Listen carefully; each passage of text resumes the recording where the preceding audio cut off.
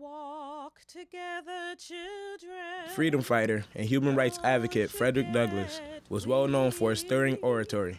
He is remembered as a publisher of the abolitionist newspaper, North Star, as an important leader of the Underground Railroad, and for influencing President Lincoln, thus the outcome of the Civil War.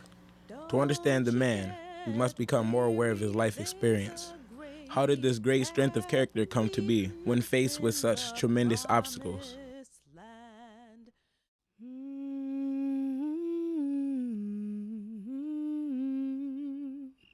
I never saw my mother, to know her as such, more than 4 or 5 times in my life.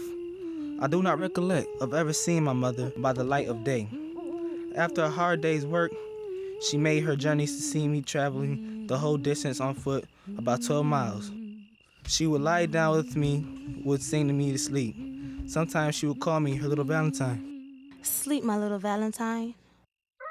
Long before I wake, she was gone, for she was a field hand, and a whipping is the penalty of not being in the field at sunrise. Fortunately, young Frederick had the love and guidance of his grandmother Bailey, who would set him on her knee and then say to him, You know, Frederick, the almighty places a little bitty flame way down inside of each of us. You got to take care of it. You hear? You can't let nobody put yours out. Come on, cut that back out. We got 12 hours to go and 10 wagons to fill. Come, Thetty, and learn a few of your letters. Well, thank you. The slave owner's wife was a woman of the kindest heart and finest feelings. She had no experience of how to deal with a slave. Shortly after I went to live with the Alds, Miss Sophia commenced to teach me. Woman, what's wrong with you? Learning will spoil the best slave in the world. It would forever unfit him to be a slave. When Frederick heard that, he realized that education was the key to his freedom. From that point on, he set his mind to learning as much as he could.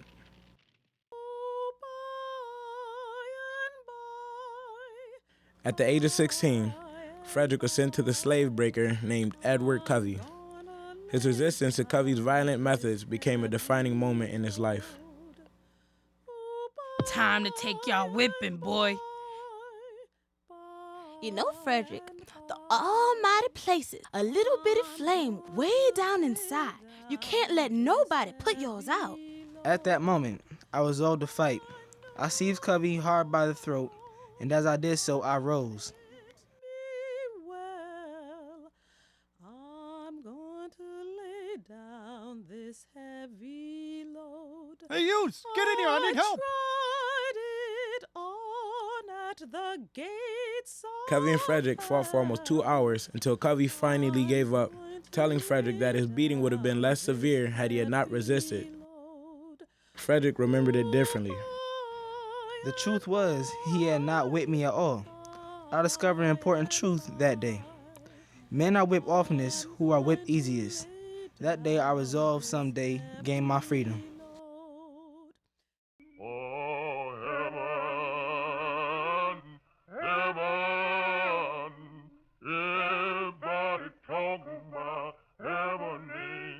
Frederick was to return to Baltimore. He met Anna Murray, a free black woman, and over time they fell in love, and with the help of friends, plotted Frederick his escape. The train was ready to leave, but Frederick waited.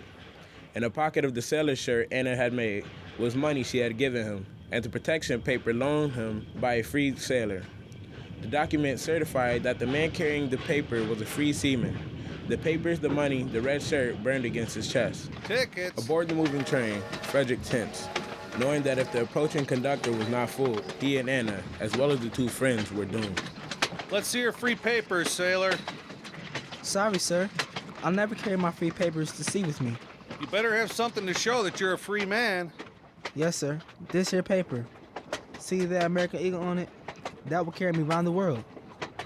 Your papers, sailor. The relieved Frederick sank back in his seat, and from that day on, he would remain a free man. Tickets. Frederick Douglass was and still is a powerful source of inspiration. It is through our continuing efforts that the spark that he struck still burns today. As young Frederick had learned from his grandmother, we must all struggle to keep that little flame alive and never let anyone put it out. Oh, give me your hand, give me your hand. All I want is the love of God. Give me your hand, give me your hand. You must be loving at God's command. You say you're aiming for the skies. You must be loving at God's command. Why don't you stop your telling lies? You must be loving at God's command. Oh, give me your hand, give me your hand. All I want is the love of God. Give me your hand, give me your hand. You must be loving at God's command. You say you're glad you've been set free. You must be loving at God's command. Why don't you let your neighbor be? You must be loving at God's command. Oh, give me your hand, give me your hand. All I want is the love of God. Give me your hand, give me your hand. You must be loving at God's command.